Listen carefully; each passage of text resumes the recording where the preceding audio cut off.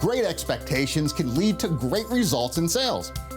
Expectations are more important than goal setting because they exist in your conscious and subconscious mind and act on your sales activity at all times. Expectations and goals.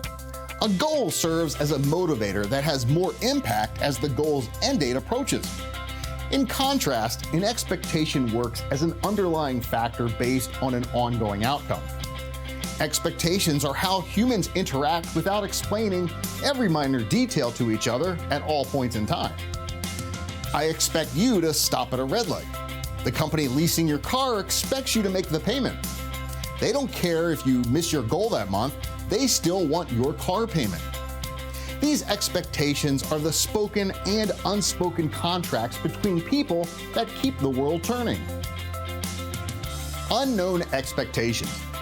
Your clients have expectations from you, your company, and your product.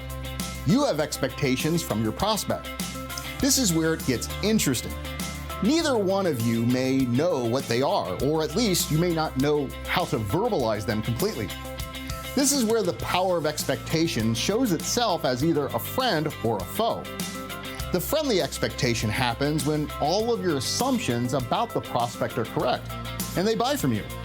The enemy expectation occurred when your beliefs about the opportunity were broad and wrong. Therefore, you missed the boat and missed the sale. When it comes to sales, assumptions kill, usually because you did one of a couple of things wrong.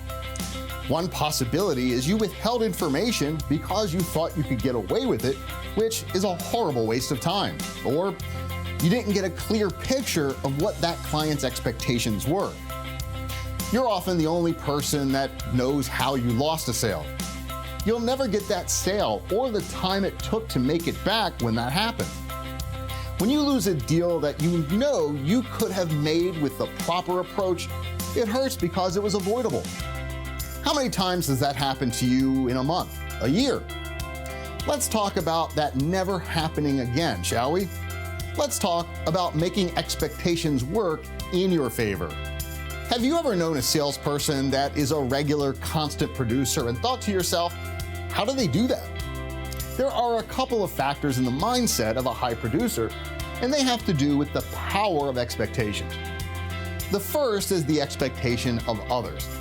When people depend on you, it tends to give your job focus. The second is pitch-perfect people, and I don't mean they can hold a tune. I mean they make every pitch perfect. They take their work seriously, so it doesn't come home with them.